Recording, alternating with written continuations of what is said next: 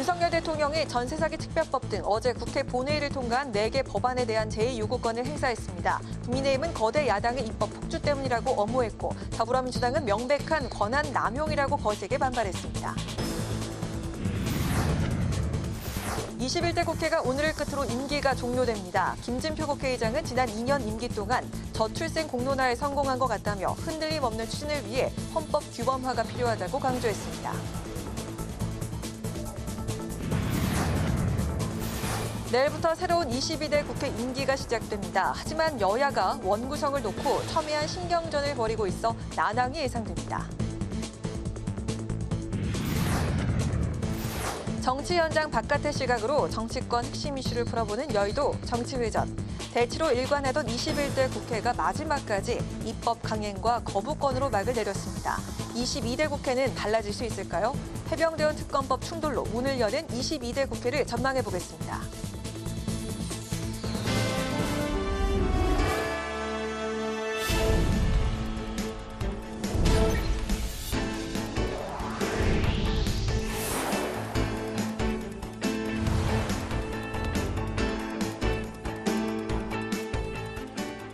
여러분 안녕하십니까? 5월 29일 수요일 국회 라이브 6 시작하겠습니다. 21대 국회 마지막 날인 오늘 정부와 여당은 어제 본회의에서 야당이 단독 처리한 4개 법안에 대해 거부권을 행사했습니다. 추경호 원내대표는 여야가 막판까지 정쟁의 모습을 보인 것에 죄송하다면서도 민주당의 입법 폭주를 비판했습니다. 오다인 기자입니다.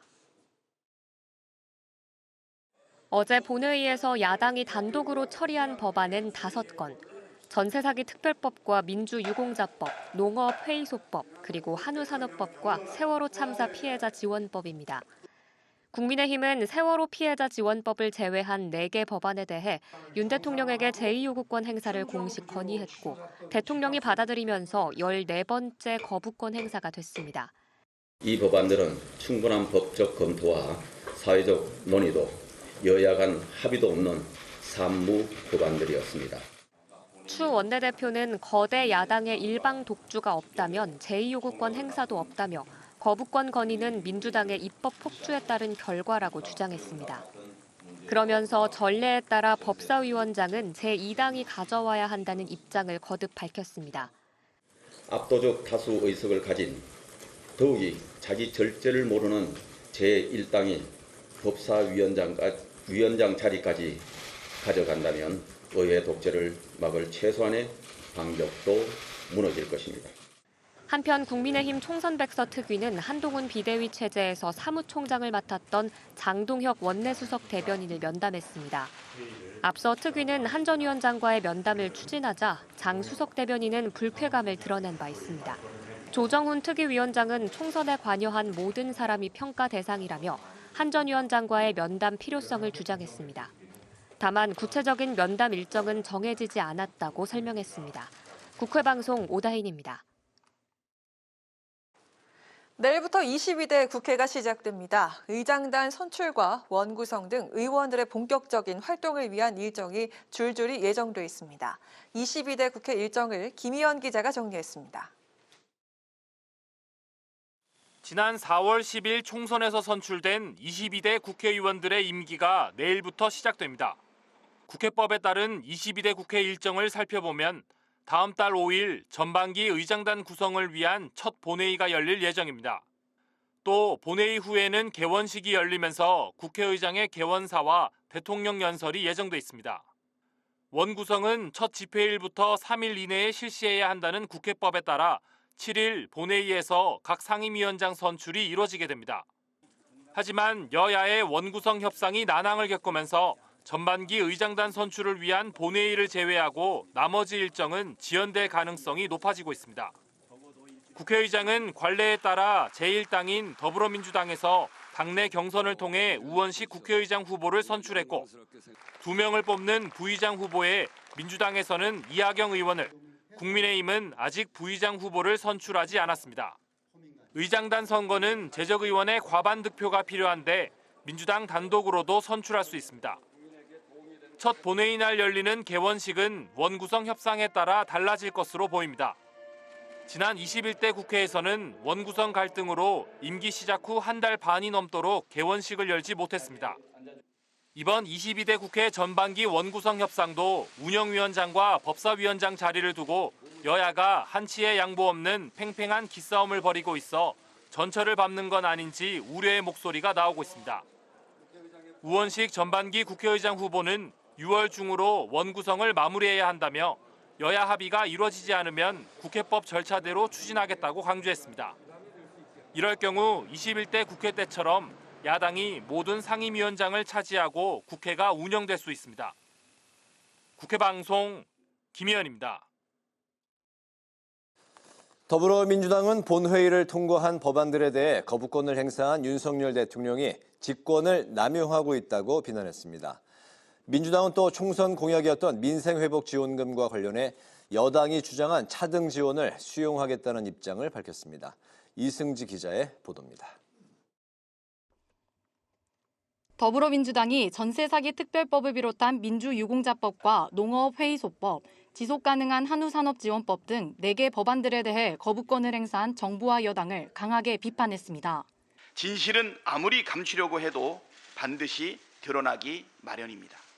특검법은 막았을지 몰라도 정권의 추락은 몰락은 막지는 못합니다. 계속되는 거부권 행사는 정권의 몰락만 앞당길 뿐입니다. 민주당은 제2요구권을 행사한 윤 대통령에게 자신의 비리 행위를 방어하기 위한 명백한 직권 남용이자 위헌 행위라고 꼬집었습니다.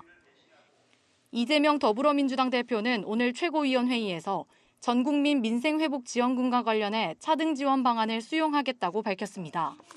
가급적 보편적으로 동일한 지원을 하라라고 요구했지만 굳이 이게 어렵다면 차등 지원도 저희가 수용하겠습니다. 이 대표는 일정 소득 이하 국민에겐 정부가 100% 지원하고 고소득층에 대해선 70에서 80%만 지원하는 매칭 지원을 고려한다고 설명했습니다. 특히 민생을 고려한 양보라며 신속히 만나 구체적 내용을 협의하자고 말했습니다. 한편 22대 국회 개원일인 내일 민주당은 첫 의원총회를 열기로 했습니다. 한민수 대변인은 민생회복지원금 법안을 수정한 민생위기특별대책법과 해병대원 특검법 처리를 당론으로 채택할 방침이라고 전했습니다. 국회방송 이승지입니다.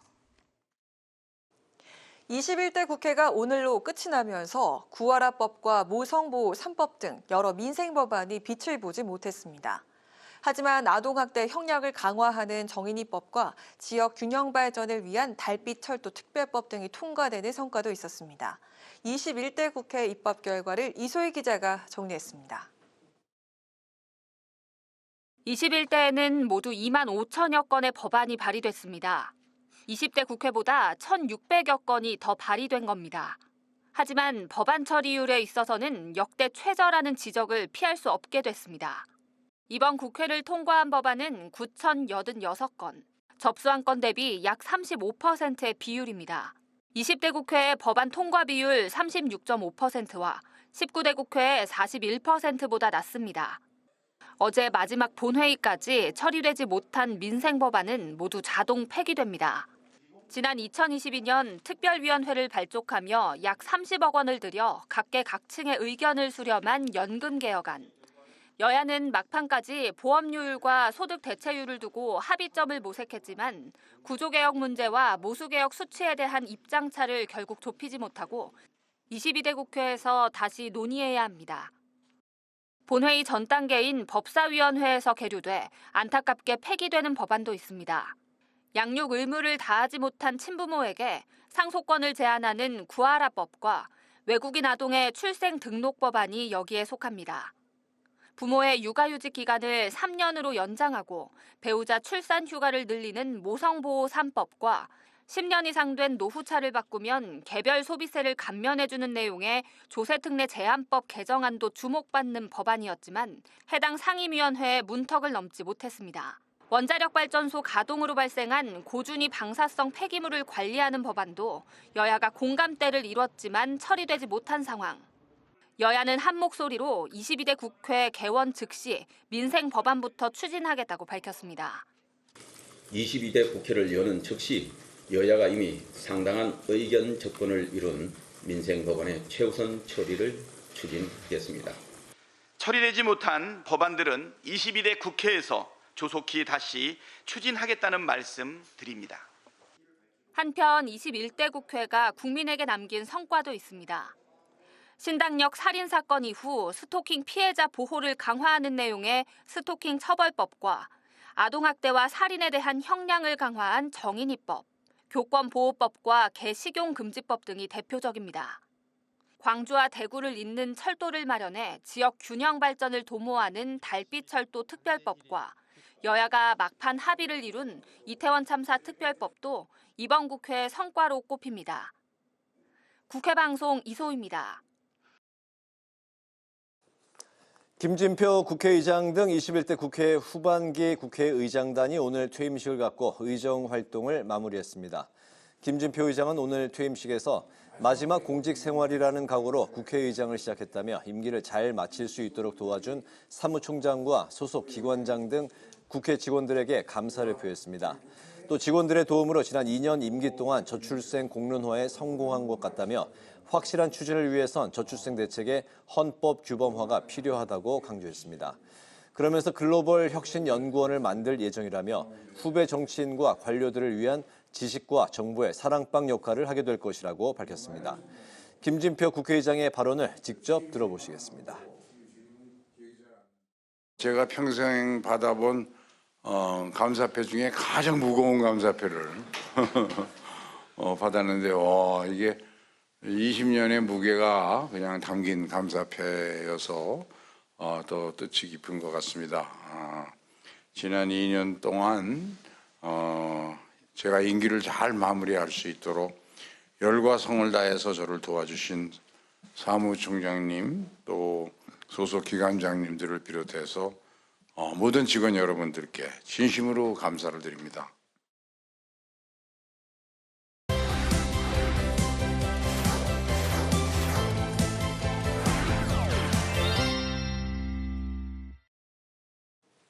이슈픽 시간입니다. 서한한 개건기자와 함께 21대 국회 임기 마지막 일인 오늘 이뤄진 윤석열 대통령의 거부권 행사 이야기를 다뤄보도록 하겠습니다. 서한한 기자 반갑습니다. 네, 안녕하십니까? 네, 역시 예상대로였습니다. 윤석열 대통령이 어제 민주당이 강행한 법안 처리에 대해서 거부권을 행사를 했습니다. 5개 중에 5개 모두 예상이 됐었는데 5개 법안 중에 4개 법안에 대해서 거부권을 썼습니다. 세월호 특별법 개정안에 대해서는 공포를 했네요. 네, 그렇습니다. 이 당초 조간 언론들도 모두 5개 거부권을 행사할 것이다라고 얘기를 했었거든요. 왜냐하면 국민의힘이 5개 법안 모두에 대해서 거부권을 행사해달라고 대통령에 건의를 했기 때문인데 하지만 윤석열 대통령은 오늘 오전 세월호 관련법은 공포를 하겠다고 하면서 공포를 했습니다. 세월호 특별법은 이 세월호 참사 피해자의 의료비 지원을 5년 연장하는 내용을 담고 있습니다. 이에 대해서 대통령실은 사회적 재난 문제는 정부가 끝까지 책임진다는 차원이라고 이 공포 이유를 설명을 했습니다. 하지만 그 외 4가지 법안은 역시 말씀하신 대로 예상대로 거부권을 행사를 했습니다. 전세 사기 피해자 지원 및 이 주거 안정에 관한 특별법, 또 민주유공자 예우에 관한 법률안, 또 농업회의소법, 또 지속가능한 한우산업을 위한 지원법이 이에 해당하는데요. 대통령실은 여야 합의가 되지 않은 채 민주당이 일방적으로 처리한 법안이라며 이해 당사자들이 거부하는 사안도 있기 때문이라고 설명을 했습니다. 네, 이를 놓고 민주당은 또 당연히 반발하는 입장을 보이고 있는데 국민의힘에서는 또 거꾸로 이거 탄핵을 위한 명분을 쌓으려고 거부권 행사를 할 수밖에 없게 만든다. 자, 이렇게 얘기를 하고 있습니다. 네, 이 거부권이 예상된다는 보도가 나오자 오늘 오전 이재명 대표가 곧바로 이 비판을 쏟아냈습니다. 이 오늘 오전 열린 원내대책회의에서 이재명 대표 국회에서 합의된 게 아니면 소수인 국민의힘이 동의하지 않고 처리한 법안은 100% 다 거부하며 이 거부권 그걸 무기로 쓰라고 했다라고 한다며 합의를 끌어내되 합의가 되지 않으면 다수결로 결정하는 게 민주주의의 원리이지 않냐라고 이렇게 비판을 했습니다.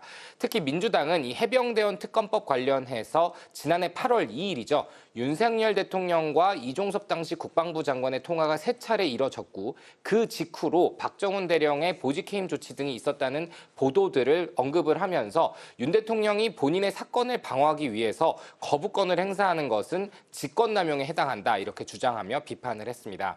이 한민수 민주당 대변인은 오늘 이 원내대책회의 후 백브리핑에서 이 국민들이 납득할 수 없는 조치라면서 87년 민주화 이후 이렇게 많은 거부권을 쓰는 대통령이 없었다라고 비판을 하기도 했습니다.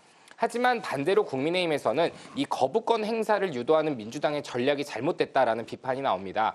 해병대와 특검법을 포함해서요. 이 어제 처리된 법안들은 국민의힘이 그동안 거부권을 쓸 수밖에 없는 법안들이라는 걸 강조해왔다는 겁니다.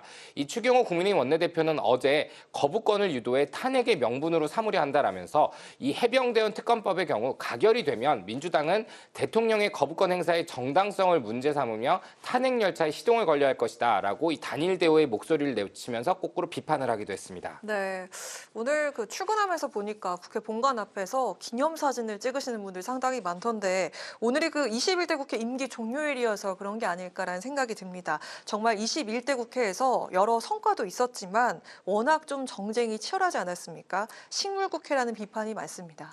네, 앞선 리포트에서 성과를 좀 짚어주셨으니까 비판을 좀 한번 풀어보겠습니다. 전반기 2년 여대 야소였고요. 후반기 2년은 윤석열 대통령 취임 이후 여소야대가 되면서 이 여야 간 대립과 반목이 되풀이되는 그런 21대 국회였습니다. 또 임기 중반에 대통령 선거가 치러지면서 잠시 정치권이 특히 국회가 대선에 집중을 해야 했던 것도 한 가지 포인트고요. 네. 특히 하반기 2년 이 여소야대 국면 속에서 민주당은 입법을 강행하고 대통령은 거부권을 행사하는 게 일반화되면서 이 법안 처리율에서 역대 최저를 기록하는 불명예를 안았습니다. 21대 국회 지난 4년간 26,800여 건의 법안을 발의했지만 처리된 법안은 9,500건이 되지 않습니다. 법안 통과율 35.3%에 그쳤습니다. 이 최악의 식물국회라고 평가를 받았던 20대 국회의 37.3%보다 2%포인트 낮습니다. 또 법안 한 건을 처리한 데 걸린 시간도 599일로 20대 국회 때의 578일보다 20여일가량 늘었습니다. 특히 이 의원들이 법안의 자구와 수치만 바꿔서 개정안을 내는 이 실정용 입법에 치중을 했기 때문에 이 퀄리티적으로도 좀 떨어졌다라는 비판도 나옵니다. 입법에 있어서 이게 실적을 위한 입법이었다. 네, 그렇습니다. 말씀이시죠? 이 실적해서 실제로 이 개정안까지 발의가 되면 이 실적으로 쌓이기 때문에 네. 단순한 수정만을 해가지고 여야의 반대 없이 통과되는 법안들이 많았다는 비판이 있고요. 그렇군요. 또 국회의원의 체포동의안 9건이 올라가서 4건이 가결됐고요. 탄핵소추안도 6건이나 올라갔고 가결은 그중에 5건이 됐습니다. 또 인사청문회 보고서 없이 채택된 장관급 인사는 24명이었는데 이는 문재인 정부 때 34명보다는 적지만 아직 임기가 3년 남아있기 때문에 더 늘어날 가능성이 높습니다. 네, 21대 국회에서 헌정 사상 최초라는 그런 기록들이 정말 많았다고 하는데 불명예스러운 기록들도 있었다고요? 네, 그렇습니다. 일단 국회가 출범을 하면서 여당의 법사위 및 이 상임위 독식은 이번이 처음이었습니다. 여당이었던 민주당 이 176석의 거대 여당으로 출범을 하면서 상임위원장 전석 독식을 주장한 끝에 1987년 개헌 이후 18개의 상임위원장을 모두 가져가는 기록을 남겼습니다. 이 과정에서 당시 미래통합당이었죠. 현 국민의힘인데 보이콧을 했고 이 때문에 대통령의 시정연설이 한 달 이상 늦어지기도 했습니다. 또 헌정사상 처음으로 이 국무위원 이상민 행안부 장관의 탄핵소추안이 결의가 됐고요. 또 한덕수 국무총리 해임 건의안도 지난해 국회 문턱을 넘은 바 있습니다. 또 이 현직 판사와 검사가 헌직 사상 처음으로 이 국회에서 탄핵 소추를 당하기도 했는데 이 사법행정권 남용의 여파 또 검찰개혁의 필요성의 추진 과정에서 이뤄진 일들이었습니다. 또 제1야당의 대표가 체포동의안 가결이 되는 헌정사상 처음 일도 있었습니다. 이 때문에 이재명 대표가 구속영장 실질심사를 받는 일도 있었죠. 특히 일련의 과정에서 이 정쟁이 치열해지면서 민주당은 윤석열 대통령의 시정연설에서 헌정사상 처음으로 전면 보이콧하는 그런 불명예 기록도 남게 됐습니다. 윤 대통령 이 헌정과는 좀 별개지만 22대 총선에서 패배했죠. 그러면서 임기 내내 여소야대 전국을 벗어나지 못하게 되는 헌정사 최초의 대통령이라는 오명도 갖게 됐습니다. 네, 서한환 기자께서 좀 비판의 기록 그리고 좀 반성해야 할 기록들을 좀 짚어주셨는데요. 21대 국회를 돌아보는 그런 내용들 이후 있을 강아랑의 정치랑에서 좀 더 소개를 해드리도록 하겠습니다. 오늘 이슈픽 서한환 기자와 함께했습니다. 오늘 말씀 고맙습니다.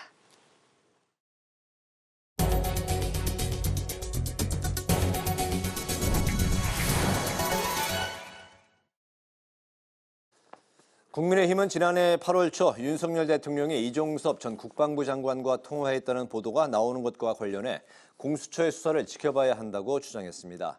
장동혁 원내 수석 대변인은 해병대원 순직 사건 조사 결과가 경찰로 이첩되던 날 대통령과 전 국방부 장관이 3차례 통화했다는 보도에 대해 공수처가 신속하게 사실관계를 규명하고 있다고 말했습니다.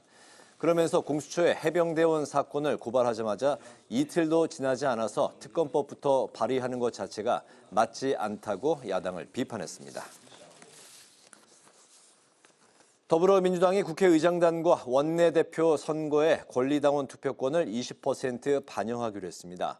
민주당 당원 당규 개정티의 부단장인 장경태 최고위원은 기자회견에서 당원권 강화를 위해 당원 당규 규정을 개정한다며 내일 의원총회와 최고위 보고를 거친 뒤 다음 주 당무위에서 개정안을 통과시킬 예정이라고 밝혔습니다. 또 당원 중심 정당이 되기 위해서 중앙당 전담부서에 당원 주권국을 설치할 계획이라고 밝혔습니다. 범야권은 본회의 재표결에서 부결된 해병대원 특검법을 22대 국회에서 다시 강력하게 추진하겠다고 밝혔습니다. 개혁신당은 대통령 경로 후 해병대 수사단 조사 기록이 회수된 경로 등을 밝혀야 한다며 해병대원 특검법을 밀어붙일 것이라고 강조했습니다. 조국혁신당도 수사 외압 의혹과 관련해 수많은 증거가 윤석열 대통령을 향하고 있다며 뜻을 같이 하는 야당과 특검법을 공동 발의하겠다고 밝혔습니다.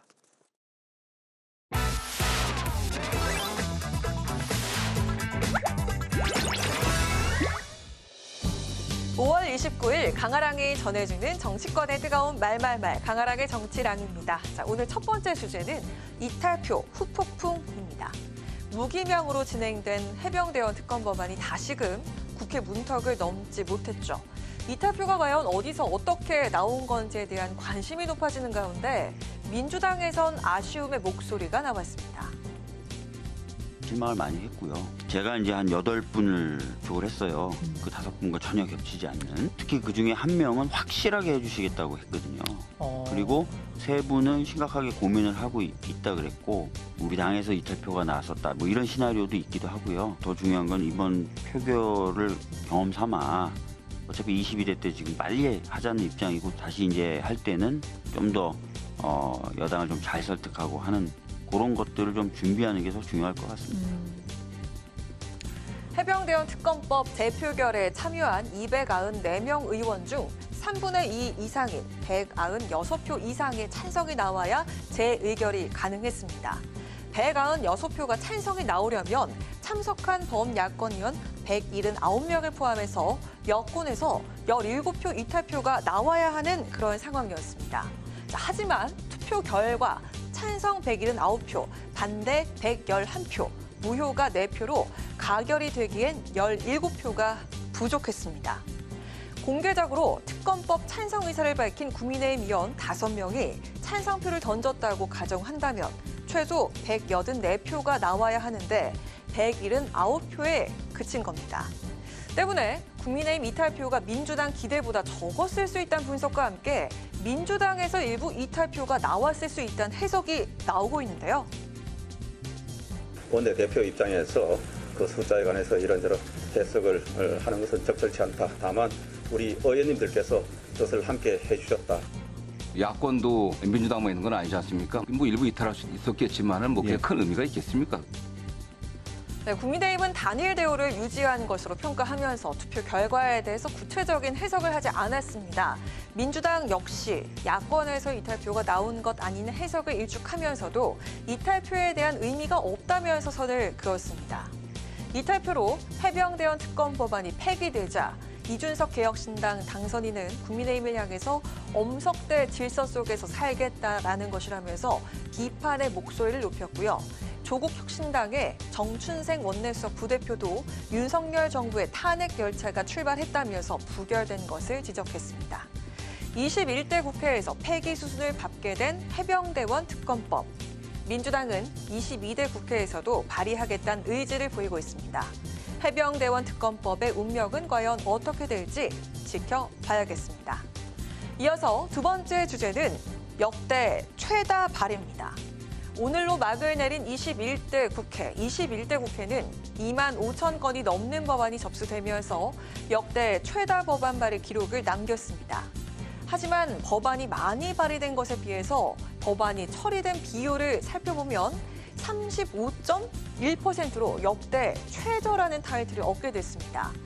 발의된 법안 3건 중에 1건만 법률이 된 셈입니다. 여야가 정쟁을 거듭하면서 법안 처리율은 하락세를 면치 못하고 있습니다.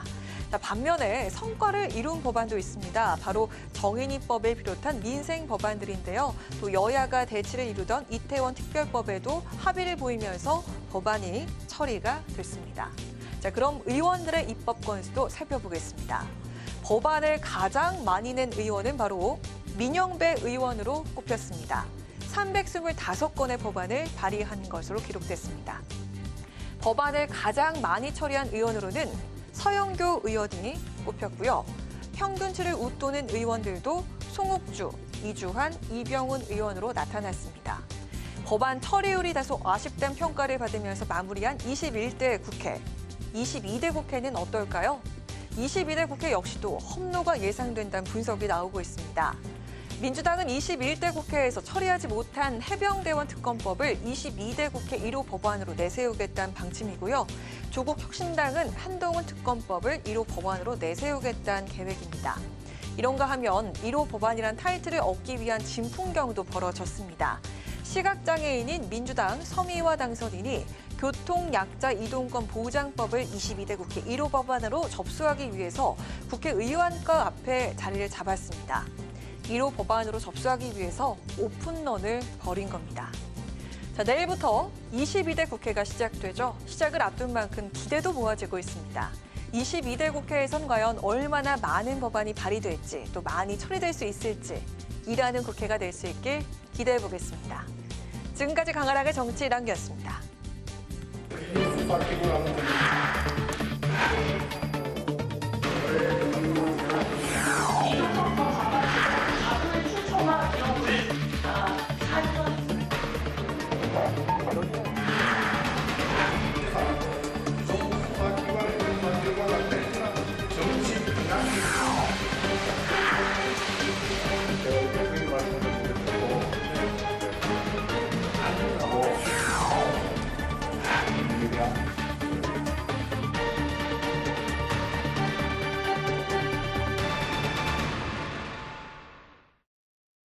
네, 정치 현장에서 한 걸음 떨어져 보다 객관적이고 분석적인 시선으로 정치권 쟁점을 들여다봅니다.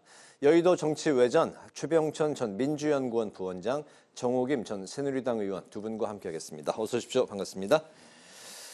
해병대원 특검법이 재표결 끝에 결국 폐기가 됐습니다. 그렇지만 그 후폭풍이라고 할까요? 여러 가지 그 재표결 이후에 여러 가지 그때의 표결 상황을 놓고 이야기들이 분분하게 나오고 있습니다.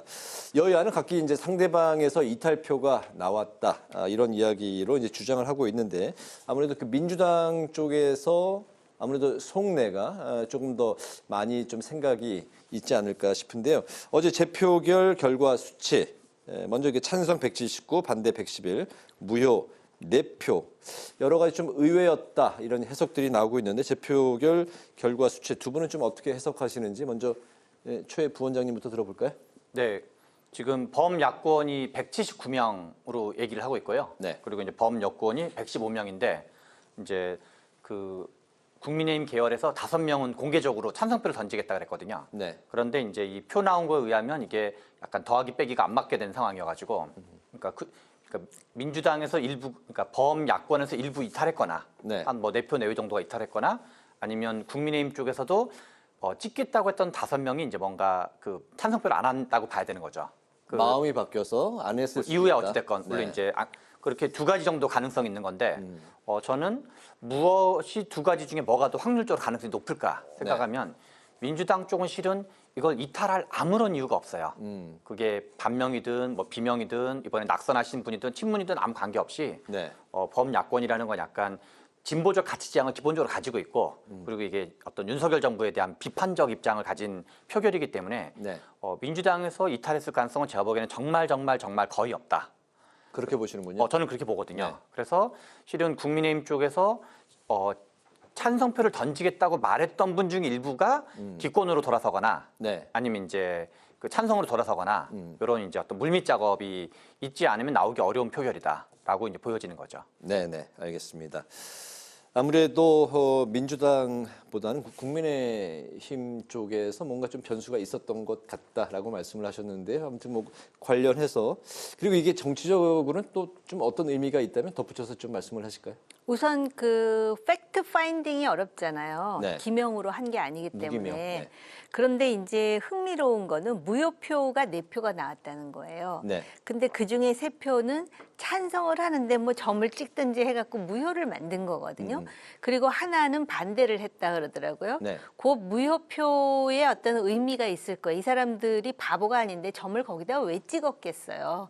다분히 의도적이었다 보시는 거죠? 그럼요. 네. 그럴 때 무기명으로 할 때 예를 든다면은 뭐 국회의장을 뽑는다든지 할 때 뻔히 이름 석자를 네. 그 철자법을 틀리게 쓴다든지 그건 다 의도가 있는 거예요. 이 사람을 내가 뽑을 수밖에 없는데 당론에 따라서. 네. 그런데 마음에 안 든다 할 때 소극적으로 그런 일들을 벌이는 경우가 빈번히 있다라는 것이죠. 그런데 아무튼 간에 누가 무효표를 만들고 또 혹시 국민의힘에서 본인은 찬성을 하겠다 그러고 마음을 바꿨는지 그거에 대해서는 그 네. 마음속을 들여다볼 수가 없기 때문에 모르겠으나 큰 의미로 보면은 생각만큼 이탈표가 없었다라는 것이죠. 그러니까 국민의힘으로서는 새로 그 취임한 원내대표가 네. 표 관리를 잘 한 것이지만 과연 이 표 관리를 잘했다라는 것이 정치적으로 득이 될지 실이 될지는 이거 자체가 지금 현재 진행형에 여기서 종지부가 된 것이 아니고 끝나지 않고 계속 지금 22대에 또 연결이 되기 때문에 네. 그렇다는 것이고요. 그나마 이런 해석은 가능할 것 같아요. 국민의힘의 의원들의 입장에서 보더라도 더군다나 해병대라는 조직은 국민의힘의 주요 지지 기반 중에 하나예요. 네. 그럼에도 불구하고 또 여러 가지 뭔가 고개가 갸우뚱한 그런 일련의 어떤 의혹이 있음에도 불구하고 굳이 반대로 이렇게 한 마음이 됐던 이유 중에 하나는 민주당의 경우에 진실을 규명하는 데 초점이 맞춰져 있는 것이 아니라 대통령 탄핵을 강조했어요. 근데 이 보수 지지층이나 보수 정당의 소속원들은 네. 탄핵의 후과가 어떤지 몸으로 체험했던 사람들이에요. 그리고 탄핵의 결과로 새롭게 문재인 정권이 들어섰지만 그 정권의 소위 그 국정 운영이라는 것이 얼마나 뒤죽박죽이었고 별로 나을 것도 없었다라는 네. 것. 오히려 뭐 탈원전이라든지 대북관계라든지 또는 뭐 소득 주도 성장이라든지 또는 최저임금제라든지 그런 또 부동산에서의 실패는 말할 것도 없고 그리고 아마 이제 그것이 정치적으로 주는 효과에 대해서 생각을 했겠죠. 근데 아무튼 간에 그래서 생각보다 많은 이탈표가 나오지 않았지만 네. 이걸 가지고 대통령실이나 국민의힘의 지도부가 안도의 한숨을 쉬기는 너무 이르다라는 생각은 들어요. 네, 맞습니다. 저도 이제 동의를 하는 게 민주당이 이제 22대 국회가 이제 개원하자마자 즉시 재발의한다는 방침을 이제 세웠기 때문인데 아직도 이제 살아 있다는 이야기가 이제 되는 거죠. 어제 재표결에서 확인했듯이 여당의 단일 대우도 만만치 않은 그런 이제 분위기 같습니다. 이런 가운데 윤석열 대통령과 이종섭 전 국방장관 통화 사실이 새로운 이제 의혹으로 급부상을 했습니다. 사건이 경찰로 이첩되던 당일 이루어진 세 차례의 통화. 이게 이제 이번 이 해병대원 특검법과 관련한 스모킹 건이 될 수 있을지 해병대원 특검법 앞으로 이제 22대 국회 이제 바로 이제 뭐 개원을 하게 될 텐데요. 어떻게 앞으로 전개가 될지 어떻게 보십니까? 이게 지금 뭐 방금 제가 또 다른 언론 보도를 보고 왔는데 네. 대통령과의 통화뿐만이 아니라 뭐 행안부 장관에서부터 모 국회의원서부터 또 대통령 안보실에 몇몇 인사 또 심지어는 경호처장에 이르기까지 다양한 사람들하고 통화를 했다 그러더라고요. 그런데 네. 아무튼 간에 대통령과의 통화 내역이 지금 공개가 됐기 때문에 이거 자체는 상당히 심각한 사안이라고 봐야 되고요. 이 내용 속에 실제로 최상병 또는 박정훈 대령과 관련한 건이 아니다라고 속 시원히 그걸 보여줄 수 있는 계기가 안 되는 한 이거 네. 자체는 국민적 의혹이라든지 야당의 공격으로부터 자유롭지 못한 사항이 되겠죠.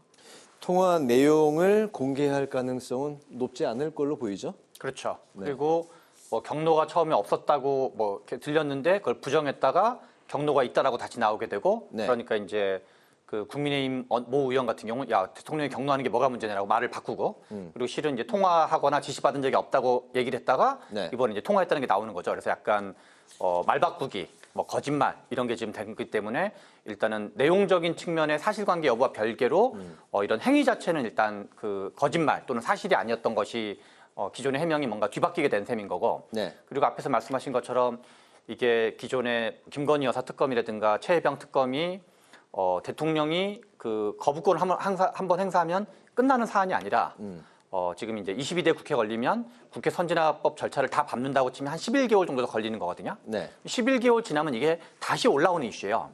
근데 앞에서 말한 것처럼 해병대라는 건 뭐 해병대 출신이냐 아니냐를 떠나서 한국 보수의 어떤 정서를 대변하는 상징적인 거를 볼 수 있거든요. 네. 근데 해병대원들이 야, 이 정부 좀 이상하다라고 말할 정도면 그 해병대적 정서를 공유하는 일정한 정도의 유권자층이 있는 건데 그 사람들이 보기에도 한 11개월 이후쯤에 다시 이게 쟁점이 되고 대통령은 또 거부권 행사하고 민주당은 살짝 변형해서 또 내면 어떤 일이 벌어질 거냐면 2027년 3월에 대선이 있어요. 그리고 2026년 6월에 지방선거가 있거든요. 네. 한 번 이렇게 쿠션 한 번 정도 두 번 더 치면은 2026년 지방선거 때 핵심 쟁점이 되고 2027년 대선을 앞둔 핵심 쟁점이 될 거거든요. 그때까지 이 건이 그러면 계속 갈 수 있다. 민주당 입장에서는 땡큐 베리머치인 거예요. 완전히 대선 국면을 안 그래도 이게 뭐 이슈를 만드는 것도 원래 정치에서 항상 이번에는 뭘로 이슈 만들지 이런 게 고민거리인데 네. 대통령이 야 너네 잠깐만 기다려봐 우리가 대선 때까지 이슈 만들어줄게. 그래서 김건희 여사 특검 문제와 최혜병 문제를 이거를 계속 마치 축구에서 드리블 하듯이 네. 저쪽을 이렇게 골대 근처로 계속 이렇게 패스해 준다 그럴까요? 그래서 지금 뭔가 우리가 이슈가 있으면 이러저렇게 뭐 불만이 있거나 좀 과한 게 있으면 이렇게 조건부 수용을 한다든가 네. 협상을 한다든가 역제안을 한다든가 해서 뭔가 털고 갈 생각을 해야지 계속 뭐 이렇게 도망가고 저렇게 도망가고 해봤자 대선 근처로 이렇게 볼을 패스하고 있는 격이다. 네. 그래서 저는 윤석열 대통령이 이게 부결된 게 좋은 일인가. 그리고 지금 당장이야 이제 불을 살짝 끄는 효과는 있겠지만 이게 불이 꺼지는 것도 아니죠. 그냥 불을 여기 옆에서 옮겨놨다고 그럴까요? 그래서 바뀐 거나 해결된 건 아무것도 없다. 그래서 지금 너무 이렇게 그냥 근시안적으로 그때 땜빵형으로 전국을 운영하고 있는 게 아닌가 이런 생각이 듭니다. 네, 이번 그 부결이 윤석열 대통령 본인과 이제 국민의힘에 득이 될지 실이 될지 좀 헷갈리는 상황이다라고 두 분 공통적으로 그렇게 말씀을 하셨습니다. 어쨌든 이제 그런 가운데 21대 국회가 이제 오늘 막을 내리게 됐습니다. 오늘 그 윤 대통령이 어제 본 회의를 통과한 전세사기특별법, 또 민주유공자법 등 4개 법안에 대해서 거부권을 이제 행사를 했는데요. 21대 국회가 이제 결국 입법 강행돼 거부권의 대치로 이제 막을 내리게 됐습니다. 지난 20대 국회도 좋은 평가를 받지 못했었는데 21대 국회가 역대 최악이다. 뭐 또 이런 이제 평가까지 나오고 있네요. 정우김 전 의원님께서는 이제 국민의힘, 최병천 전 부원장님께서는 민주당에 각각 그 21대 국회 이제 그 입법 활동에 대해서 점수를 주신다면 어떤 평가를 주실지 정 의원님부터 들어볼까요? 최악의 국회인 것은 맞는데요. 네. 역설적으로 보면은 항상 그 국회가 끝나면은 과거에 뭐 18대, 19대 해갖고 21대까지 왔는데 네. 계속 최악의 국회예요. 근데 그 다음엔 더 최악 해갖고 지금 최악이라는 표현 자체도 민망할 정도의 네. 최악의 국회가 된 것은 맞지만 구조적으로 또 불가피한 측면도 있어요. 애초에 21대 국회 선거를 할 때 민주당이 압도적으로 승리를 했기 때문에 그런 과정에서 정권 교체가 이루어졌는데 실제로 정부 여당에서 추진하고자 하는 법은 민주당에 의해서 그냥 좌절이 되고 민주당이 추진하고자 하는 법은 이런저런 그 이유 때문에 심지어는 뭐 파퓰리즘이라든지 그래서 결국은 일방적으로 통과가 되면은 대통령으로서는 거부권을 행사할 수밖에 없고 근데 단순히 그런 어떤 정책과 관련한 법뿐만이 아니라 대통령이라든지 부인과 관련한 특검까지 같이 들어오면서 이게 굉장히 정치적으로 민감한 쟁점이 돼버리고 말았죠. 그런데 사실은 이런 상황에서 정치라는 거는 타협의 예술이라 그러는데 대화나 타협도 모색되지 않았다는 점에서 네. 국민의힘도 최악이고 뭐 민주당 점수는 지금 최 부소장께서 매기시겠지만 저는 똑같이 최악이다. 그런데 제가 더 걱정하는 거는 네. 이 최악의 상황이 22대에 가면 그 최악의 앞에 초자가 더 붙을 가능성이 있다. 초최악이 될 가능성이 있다라는 생각이 들 정도로 지금 시작도 하기 전에 걱정부터 앞서는 국회입니다. 굉장히 우려가 되는 22대 상황이 예상이 된다. 최악이 계속해서 뭐 갱신하고 있다. 뭐 그런 이제 그렇습니다. 뭐 말씀을 해 주셨는데요. 여기 어디가 좀 더 낫고 그런 평가를 받을 수 있습니까? 어떻습니까? 저는 이제 약간 이제 상습적 최악 성격이 있다고 생각이 드는데요. 근데 차분히 한번 생각을 해봤어요. 21대 국회가 언제 시작됐냐면 2020년 이제 5월 30일부터 시작이 됐거든요. 네. 그래서 우리가 이제 약간 기억을 쭉 거슬러서 2020년 5월 30일로 가보면 2020년에 뭐가 제일 중요했지 생각하면 저는 코로나가 가장 중요했다 생각을 해요. 네. 그래서 이번 21대 국회 같은 경우는 처음에 시작할 때는 앞에서 정 의원님 말씀하신 것처럼 민주당 입장에서 어떤 이제 여대 야소로 시작했다가 윤석열 대통령이 당선되면서 여소 야대가 됐다가 지금 다시 이제 여소 거야로 바뀌게 된 건데 예. 그런 이제 지형의 변화가 하나가 있었고 근데 그거와 별개로 이제 국회라는 곳이 뭔가 나라가 해야 할 일을 하는 곳인데 저는 일단 70점을 주고 싶거든요. 어디를요? 국회 전체를. 그러니까 민주당과 국민 왜냐하면 우리가 이제 공동 성적표가 70. 저는 그렇게 생각하는데 네. 왜냐하면 이제 이 윤석열 정부나 등등 이후에는 뭐 민주당이든 국민의힘이든 다 잘못했는 측면이 많다고 생각했는데 근데 이 코로나를 생각하면 그거라도 한 게 어디냐. 왜냐하면 우리가 기억을 복귀해 보면은 코로나 사태가 터졌을 때 우리 K 방역 이게 뭐 어느 정부의 공을 떠나가지고 그래서 정치권이 다른 나라는 확진자도 대규모로 발생하고 사망자도 대규모로 발생했는데 그것이 뭐 우리나라 국민들이 잘했든 아니면 K 디지털 행정 때문이든 뭐 문재인 정부가 잘했든 뭐 국민의힘이 뭐 잘했든 못했든가 무관하게 아무튼 이제 합쳐서 정치권이 코로나 방역이라는 어마어마한 사건 그게 기억해 보시면 2022년 1분기, 2분기 정도까지 갔었어요. 네. 한 1분기 정도까지 갔었거든요. 그래서 그 이 21대 국회 전반기 2년 정도는 제가 보기에는 코로나 국회였다고 봐야 되는데 그런 거에서 나름 우리나라 경제 충격도 다른 나라에 비해서 좀 덜 받고 그리고 이제 국민들이 여러 가지 어려움을 겪긴 했지만 그런 이제 국가적인 위기 상황에서 또 이렇게 뭐 너무 그 부분에 한해서는 제가 보기엔 좀 잘했다고 평가할 수 있는 것 같다. 아주 뭐 불만족스러운 것도 있을 수는 있지만 근데 이제 후반기에서는 이제 여러 가지 지탄받을 요소가 좀 더 많지만 그런 점에서 저는 지금 최근에 1년에 한 걸로는 좀 최악이란 말이 뭐 전혀 민망하지 않은 표현이긴 하지만 또 이게 전반기로 치면 나름 또 잘한 것 같다. 이런 정도 전 점수를 주고 싶습니다. 여야 따로 주신 게 아니라 전체적인 국회에 대한 평가 점수표를 주신 거예요. 네. 아니 잠시 그 말씀을 들으니까 한 10초만 반박할게요. 말씀을 들으니까 말씀이 맞는데 K방역은 국회가 한 게 아니고 질병통제본부가 중심이 돼서 했기 때문에 그게 성공한 거예요. 코로나 때문에 국회가 모이질 않아서 그나마도 조용했었나? 그런 생각이 잠시 들었습니다. 알겠습니다. 국회가 한 일이 아니라 질병관리센터. 재난지원금 같은 건 저는 이제 국회가 역할을 어느 정도 했다고 생각을 하거든요. 네네, 알겠습니다. 아무튼 뭐 여야 할 것 없이 좋은 평가를 받기는 이제 쉽지 않은 후반기는 특히나 많이 못했다라는 건 동의합니다. 후반기가 여야 똑같이 못한 겁니까? 최악이었다. 예. 여야 똑같이 점수는 그러면 몇 점입니까? 그런 건 한 40점, 50점 정도. 똑같습니까? 네네. 알겠습니다.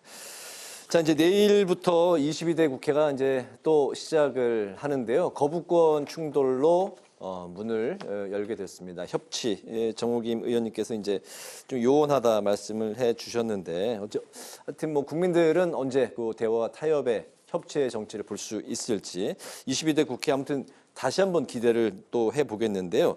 오늘 이제 그런 가운데 이재명 대표가 민생지원금 차등 지원 윤석열 대통령 국민의힘의 제안을 수용하겠다고 하면서 또 윤 대통령에게 만남을 제안했습니다.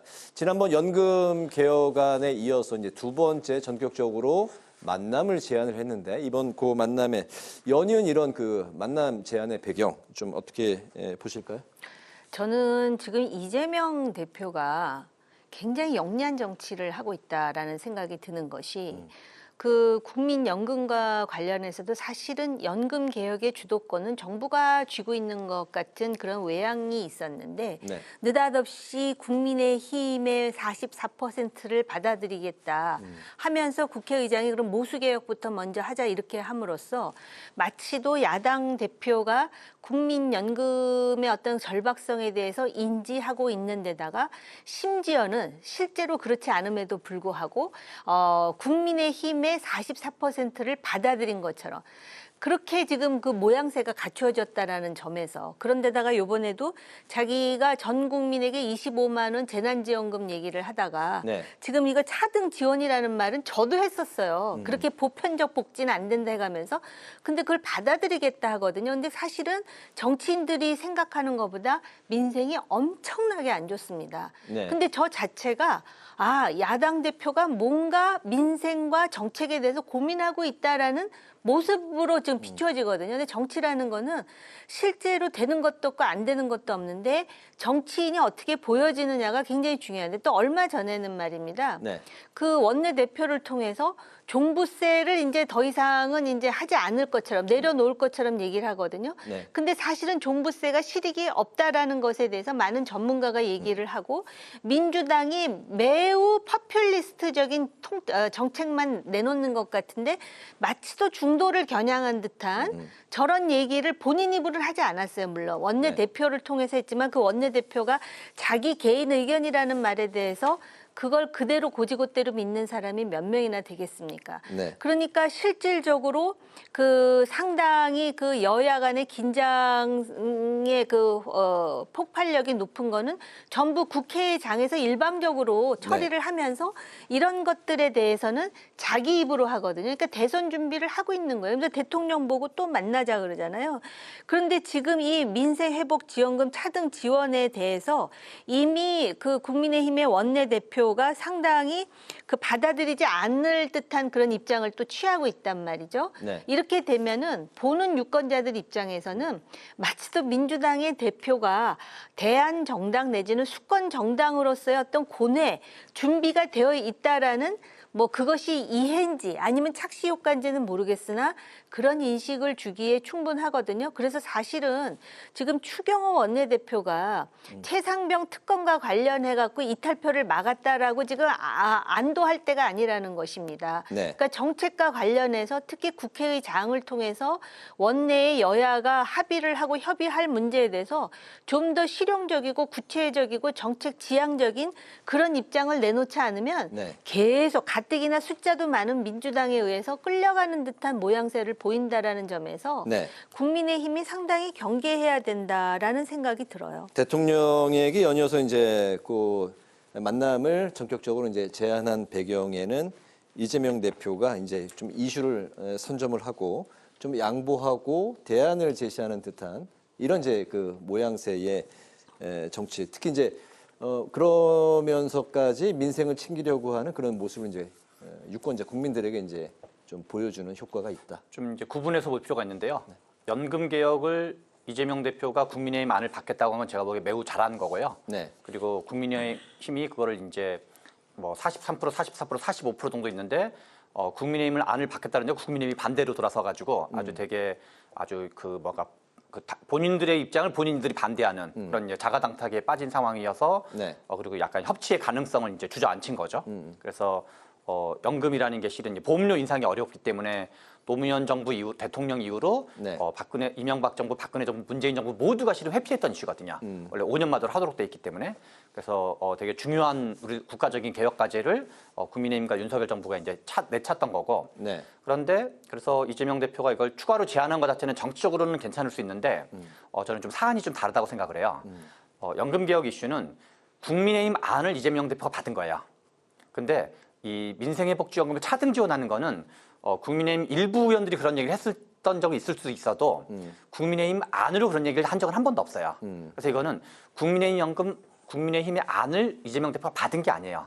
다만 이재명 대표의 안을 수정한 거로 봐야 되는 거죠. 네. 그렇기 때문에 연금개혁 안을 그 국민의힘 안을 받으자 했을 때는 윤희숙 전 의원이라든가 뭐 윤상현 대표 의원이라든가 국민의힘 쪽에서도 상당히 많은 분들이 동조하고 나왔거든요. 네. 그리고 실제로 그만큼 중요성을 가지고. 그런데 이거는 우리가 두 가지인데 보편 지급이냐, 그러니까 모두에게 보편적으로 지급하냐, 차등 지급이냐가 있고 또 하나는 이제 현금성 지원이냐 아니냐가 문제가 두 가지가 있었던 건데 그래서 이거는 정치적으로 반향이 제가 보기엔 클 것 같지는 않다. 이게 첫 번째고 두 번째는 다만 정치적으로 민주당은 뭔가를 하자라고 계속 얘기를 하고 국민의힘은 뭘 하자는 얘기가 없어요. 지금 국민의힘은 민생지원금 자체를 실시하자는 입장은 아닌 거죠? 그러니까 이제 민생회복지원금과 별개로 네. 우리가 이제 경제가 어렵고 서민들이 어렵고 이런 게 있다고 치면 아무튼 뭘 하자라고 얘기를 해야 되거든요. 그런데 민주당은 찬반 논란은 있을 수 있어도 민생회복지원금이나 안을 가지고 이렇게 해봅시다 저렇게 해봅시다 뭔가 얘기를 하고 있는데 네. 그러면 그게 아니라 그러면 이 방안에 반대한다 그러면 다른 방안을 뭐 하자고 얘기되는데 그게 눈이 안 보이는 거거든요. 그러니까 한쪽은 적극적으로 보이고 네. 한쪽은 소극적으로 보이는 점에서는 그러니까 이재명 대표의 이 이슈가 연금개혁이랑은 사안이 다르기 때문에 저는 이슈가 폭발력이라든가 반향이 클 것 같진 않다. 네. 그냥 국민의힘에서 호응이 제 생각에 별로 없을 거거든요. 방금 전과 다르게. 네.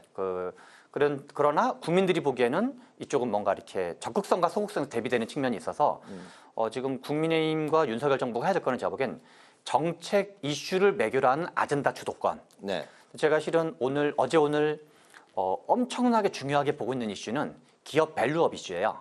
지금 이제 그 이복현 금감원장이랑 그다음에 이제 최상무 경제부총리가 이 이사회 충실 의무라는 네. 상법 개정안 이슈가 있거든요. 네. 21대에서 되게 중요한 이슈고 윤석열 대통령이 두 번에 걸쳐서 민상 간담회에서 얘기를 했는데 이게 실은 그 어떤 이 대주주들이 소수 주주를 뭔가 이렇게 약탈하는 구조의 핵심이거든요. 그걸 막는. 네. 그리고 이제 그래서 그런 지점에서 소주주의 권한을 좀 이제 강화하는. 그렇죠. 네네. 근데 소수주주의 권한을 좀 강화하는 게 아니라 매우 많이 대폭 강화하는 의미를 갖게 돼요. 알겠습니다. 근데 이 이슈를 만약에 주도하게 될 경우는 그리고 민주당은 총선 공약이었던 사안이에요. 그러면 이제 약간 그 역대 보수 정부가 어려울 때마다 개혁적인 정책을 중심으로 국면을 좀 뭔가 이렇게 지지를 끌어올리는 게 있었는데 네. 이런 점에서는 이슈를 매겨놓은 협치 가능성이 있을 수 있겠다. 연금 개혁도 실은 협치 근처까지 갔던 거죠. 네. 알겠습니다. 현재 어쨌든 민주당이 좀 어떤 그 이슈를 선점하고 있는 분위기인 거죠.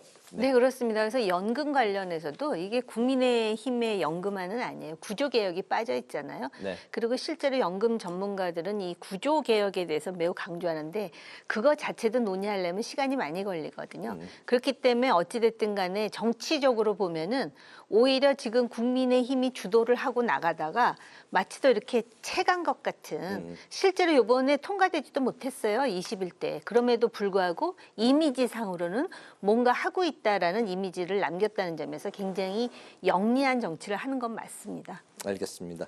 22대 국회가 이제 내일 바로 또 시작이 될 텐데 마지막 이슈는 시간 관계상 좀 짧게 들어보겠습니다. 매주 아마 그 던지는 질문인 것 같습니다. 한동훈 전 국민의힘 비대위원장이 과연 대표 전대에 이제 출마할 것이냐 여러 가지 추측이 점점 그 빌드업화에 가는 그런 과정인 것 같습니다. 이번에는 그 지구당 부활론을 또 들고 나왔는데 이렇게 차츰차츰 어떤 이슈를 갖고 나오는 이런 분위기에서 안 나오는 게 이상하다. 지난주에 말씀하셨죠? 어떻게 보십니까? 짧게 들어볼까요? 예, 맞습니다. 그래서 지금 그 이슈를 갖고 나오는데 지구당 부활은 원론적으로는 맞을지 모르나 그렇게 간단한 이슈였으면 여태까지 안 하고 가만히 있었겠습니까? 네. 그런 차원에서 일단 본인이 던졌으면은 그럼 구체적으로 강론에서 어떻게 할 것인지에 대한 얘기도 나올 것 같고요. 지금 근본적인 문제는요. 지금 그 한동훈 전 비대위원장과 대통령과의 관계예요. 그 관계 설정이 없이 이런 얘기를 계속 한다는 거는 본인이 분위기를 띄워서 안 나올 수 없는 상황. 그러니까 대통령이 비토를 넣을 수 없는 상황으로 만든다는 건데 네. 그거는 본인의 정치력에 달려 있겠죠. 대통령 대표가 됐을 이후에도 대통령과의 관계 설정이 참 굉장히 좀 정치적으로 풀기가 쉽지 않을 거다. 뭐 이런 얘기 나오고 있는데 어쨌든 뭐 관련해서 마지막 말씀 지금 뭐 나오지 않으면 약간 싱거운 사람 되는 분위기로 가야 되고요. 네. 근데 이제 선거라는 거는 저는 이제 두 종류 대선이 있다고 생각하거든요. 하나는 후보 및 캠페인으로 돌파 가능한 대선 국면이 있고 또 하나는 약간 진영이 초토화된 상태에서 치르는 대선이 있다고 생각을 해요. 네. 노무현 정부 말기가 약간 진영이 초토화된 성격이 있었고 박근혜 대통령이 탄핵 이후의 선거도 진영이 초토화된 성격이 있어서 대선 후보가 누가 됐을 때 캠페인을 통해서 돌파가 어려운 거거든요. 근데 지금 윤석열 대통령이 여러 가지 약간 그 중간쯤에 걸쳐 있는 것 같은 거여서 네. 그래서 한동훈 전 비대위원장이 당대표가 된다 하더라도 이게 본인과의 차별화만이 중요한 게 아니라 뭔가 이렇게 어떤 다수파 연합이라 그럴까요? 기존의 보수 지지층, 윤석열 대통령 지지층도 가지고 가면서 뭔가 플러스 알파를 해야 되는 거여서 약간 고난도 정치 실험에 올라탈 가능성이 높다라고 보여집니다. 알겠습니다. 여의도 정치외전 지금까지 최병천 전 민주연구원 부원장, 정호김 전 새누리당 의원 두 분과 함께했습니다. 오늘 말씀 잘 들었습니다. 감사합니다. 네, 오늘 국회 라이브 6도 여기서 마치겠습니다. 시청해 주신 여러분 고맙습니다.